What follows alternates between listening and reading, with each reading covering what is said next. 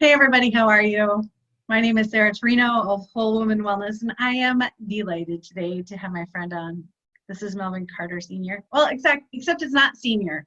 We Junior. think it's junior, but it's senior to our St. Paul mayor, Melvin Carter Jr. So is he like junior junior? He's the third. The third is on his birth certificate. I know because I signed it. Some background. Melvin and I worked out together at our local gym for years, and we were friendly with each other, and he would spot me when I would bench, and I tried to spot him when he would bench. And And um, Sarah, I was in awe of your work ethic. That's what made you come to my attention because I thought this she's got to be a ninja or something or some kind of Olympic athlete. The way that you worked out, with the intensity, and so and I just was curious, what inspired you to work out like that? And I think that was one of my first questions. I think that's how we first started talking. um, Motherhood was not an easy.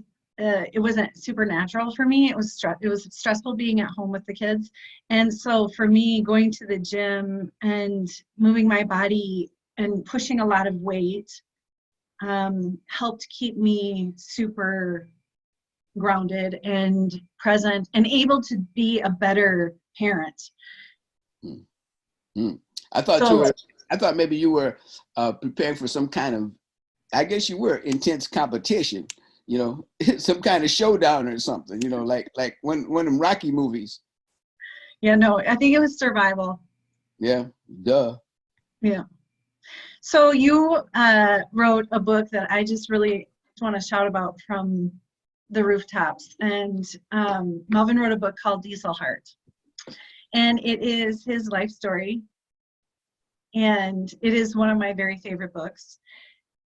It taught me so much about you, knowing you, but also that's how I read it the first time. The second time I read it, this is a story for everyone to read on lots of different levels. So can we start first by talking about why you decided to finally share your story? Well, because I think one of the things we as African American people need to do is share our stories better, because we're at the mercy of other people keeping track records of our history, which we get dismissed and invalidated, and other people take credit for the things we do, and then the presumption is that Black people contributed nothing to this country, except for what is allowed to be taught in school. But I think it's important that the generations that come behind us have to know that we struggled and we fought and we worked and we failed, and we failed spectacularly. We failed flamboyantly, with uh, smoke smoldering, and had to rise from our own ashes.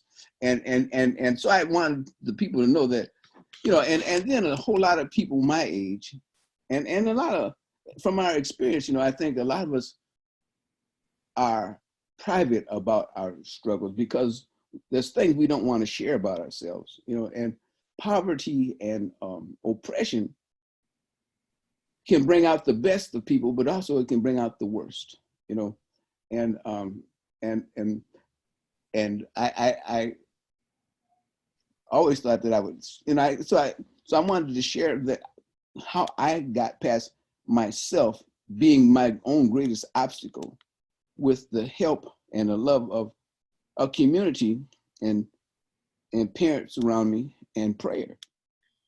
When people talk about a hero's journey, to me it was this kind of journey of your evolution, your Exactly. yeah, like when at the beginning, and you do it in such a beautiful way. It's this kind of, at the beginning you see all of the things that go into making who you are now, and all the things that you did that could have busted a lot of people down, but for you it carved you, it molded you. Yeah, and when you see that, when you see that cover, don't you think it's kind of misleading because it's not really about boxing? It's really, and those boxing matches were actual fights.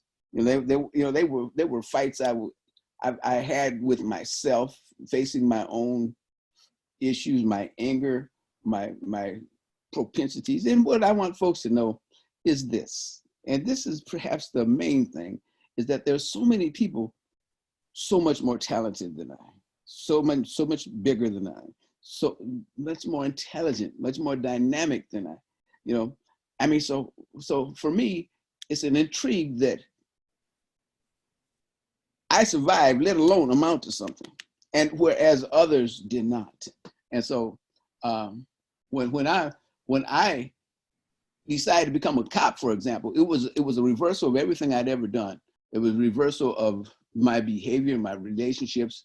It was kind of like a trapeze act, you know, letting go of one lifestyle and reaching out for another, and just barely grasping onto the next trapeze and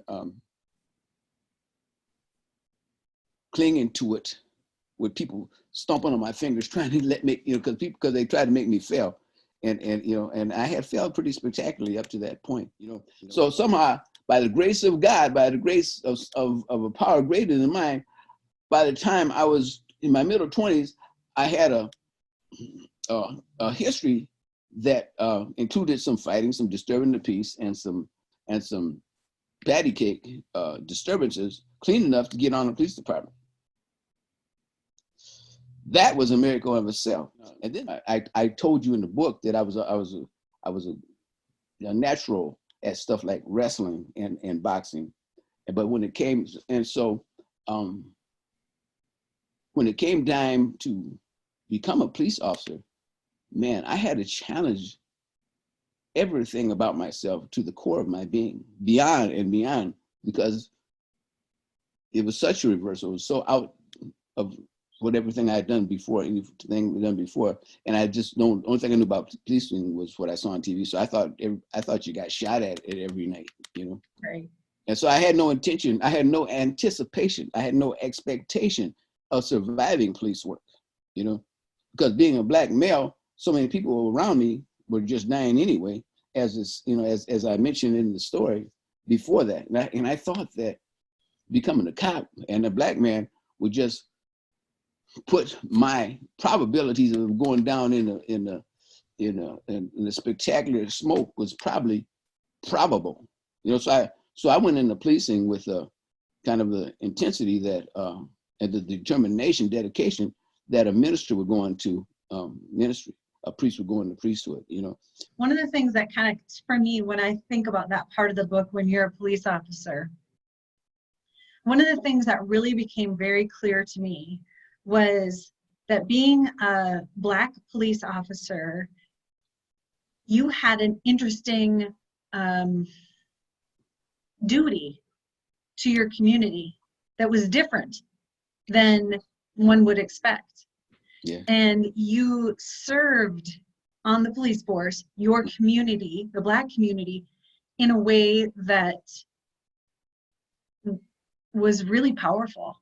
You know, just, you know, people all from all different places come and tell me how I saved them at some point in time, and how I came into their life, and because and some definition how I saved them. Well, in the past week or so, if you go on my Facebook, and I'll tell you his name privately, but he talks about when he and a group of guys walking down the street, as he said, beefing with some other guys. He remembered me as a street cop. I had him. I broke up this stuff, and next thing you know, I had him at Walker West Music, singing people all over the world, join hands, love train, love train.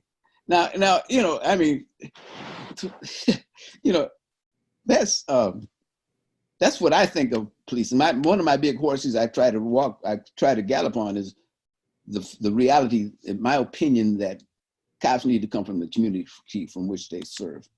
And I use that as an example. Is that where Save Our Sons came from? Was your experience on the force? Is that kind of, first of all, what is Save Our Sons? And second of all, why is it such a life mission for you? Well, because you know, I was an imperfect young man. As Oh. I had some severe imperfections. I have not shared all of them. you know, but you can get the drift, you know. I was quick to anger and quick to strike. I could strike with my hands like a viper and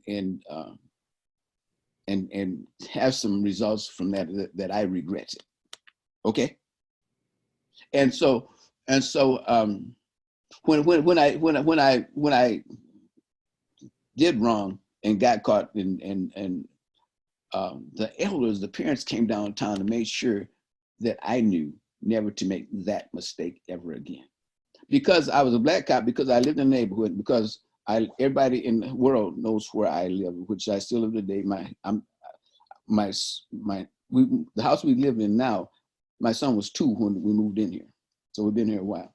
And so my house became this incredible resource. Mothers bringing their sons and kids come to my house trying to talk to me, and kids aren't. So people called me to come talk to their sons all the time, and I was able to turn around and make them and have some good results. And I'm a chronic, habitual, compulsive mentor, you know. And so I was able to do pretty well in intervening in young people's life, particularly black males, because I know our hearts. I know the terrain, you know, I know the culture. And the short of the story is that since I was able to have such good results, I was able to call a bunch of men together and think about what a result we could do with a bunch of men like-minded, because I think that all parents, particularly parents, are potentially mentors and role models, and because it's because we are programmed to do that. You know, you ever canoe? No. Well, it's amazing what you can find out about a person canoeing. I had a kid up, and so you know, guys got to fool around, guys got to have fun and play. But we're going down this there was low level of rapids, you know, and I had this kid in front of my canoe, and I look up, and so we're racing, and this kid sitting in front of the canoe, he's sitting there, didn't have his paddle in the water, and he's just sitting there going, faster, faster, can't you go no faster than this? You know, and the lesson for me is that, son, you know, you've got everything you have in your hand. You got everything you need right now to get the desired result. Take that paddle in the water and paddle for yourself. Let me say this. This might be interesting. Any member of my immediate household, my wife or my son or my daughters, if you go to them and say, love many, trust few, they will say, learn to paddle your own canoe, you know? And so they got that from their grandmother on the mother's side. Love many, trust few, learn to paddle your own canoe.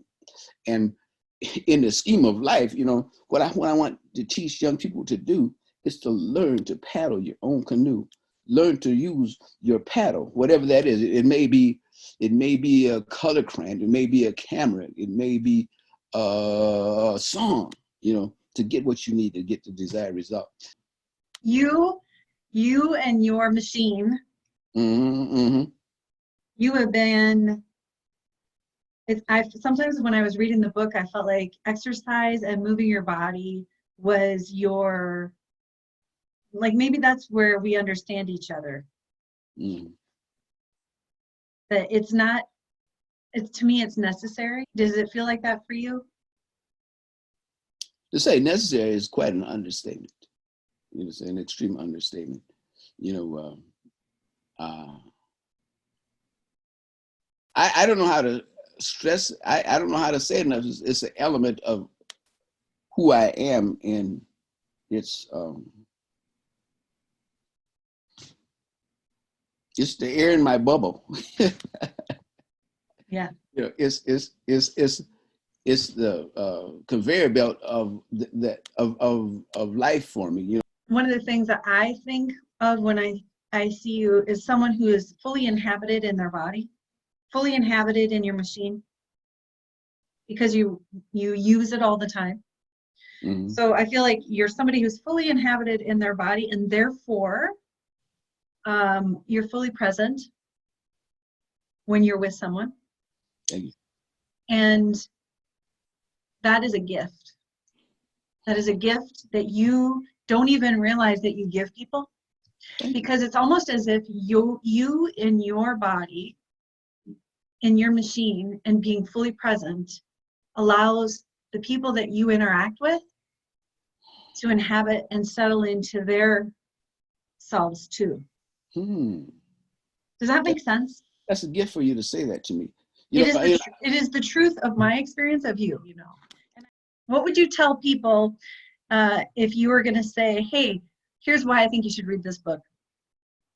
You know, so being in my 7th decade of life, you know, I can take so many people into a time and place actually that actually existed in the way that I say it, that's otherwise inaccessible. The editors wound up being more fact checkers than they were in grammar and composition and things like that. And they fact checked everything that I went to say, you know, and if you get to can you go to the very last statement, the very last sentence of the very, yep. Would you read that for me? It's a short paragraph. I find myself saying, ain't no sense in reading this story if you don't believe in God. But maybe you should read it, especially if you don't. I'm talking about the voice that instructed me to stay off Bernie's bike, the arm that helped lift that 1/4-ton rock, the wind in the desert, the hand that placed the tiny washcloth to protect my jugular vein, the force that pushed me out of the room just before the double homicide, and the spirit that gave me the SOS vision in church. In the end, what is it all but a testimony? Nah. I thank you for sharing this with me, you know, because I've always been in awe of my own story. You know, everybody's got a great story, everybody. And so I decided to tell my Davy Crockett side of my story, you know. Well, it's a damn good story. Thank you, and I cherish the fact that that you liked it so much. You know, I'm moved that you were so moved by it. You know. Well, I'm not the only one. Let me tell you. Thank you. Thank you. Thank you for sharing your story with us.